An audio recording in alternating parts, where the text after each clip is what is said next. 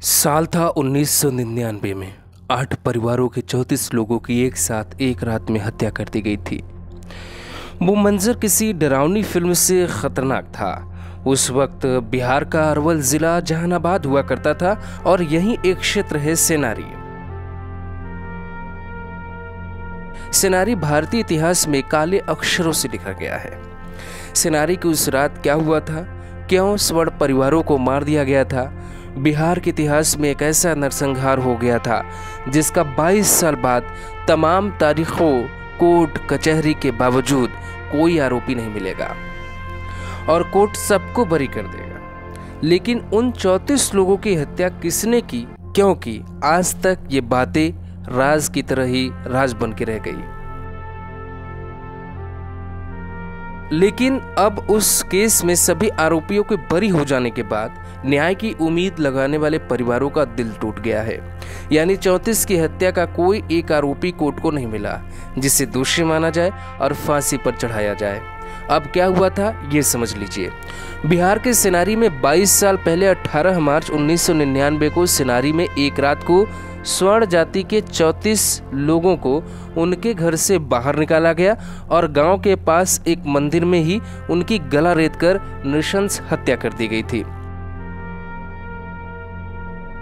इस घटना के पीछे माओवादी संगठन माओवादी कम्युनिस्ट सेंटर यानी कि MCC के कैडर का हाथ माना जाता था।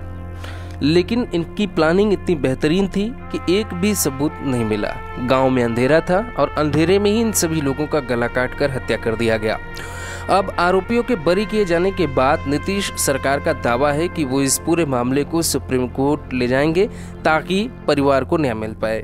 लोग बताते हैं कि स्वर्ण और दलित जातियों के संघर्ष का नतीजा था कि सेनारी नरसंहार जहां 34 लोगों को मार दिया गया था, वहां आज कोई भी सबूत नहीं मिला।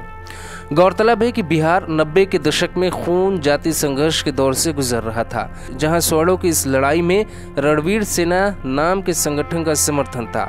वहीं दलितों को माओवादी कम्युनिस्ट सेंटर ने समर्थन दिया था। 18 मार्च 1999 की रात को 500 से 600 लोगों ने सेनारी गांव को घेर लिया और घरों से मर्दों को खींच कर बाहर निकाला।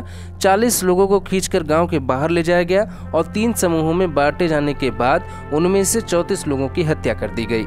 इस नरसंहार में मारे गए अवध किशोर शर्मा की पत्नी चिंतामणि देवी जिंदा बच गई और वो जब पुलिस को मामला बता रही थी तब पुलिस वाला रोने लगा। केस की सुनवाई के दौरान रजिस्ट्रार की हार्ट अटैक से मौत हो गई।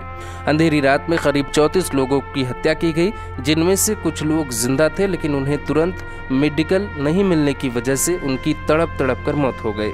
इतिहास में वो घटना हमेशा याद की जाती है।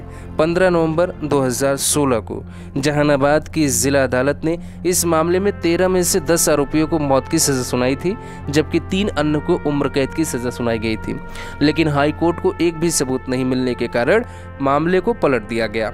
हालांकि अब बिहार सरकार सुप्रीम कोर्ट जाने की बात कर रही है, लेकिन सोचिए उन परिवारों के बारे में जो आज तक न्याय के लिए हमारी न्याय व्यवस्था के सामने उम्मीद लगाए बैठे हैं और कोर्ट को 34 लोगों की हत्या करने वालों के खिलाफ एक सबूत नहीं मिलता है।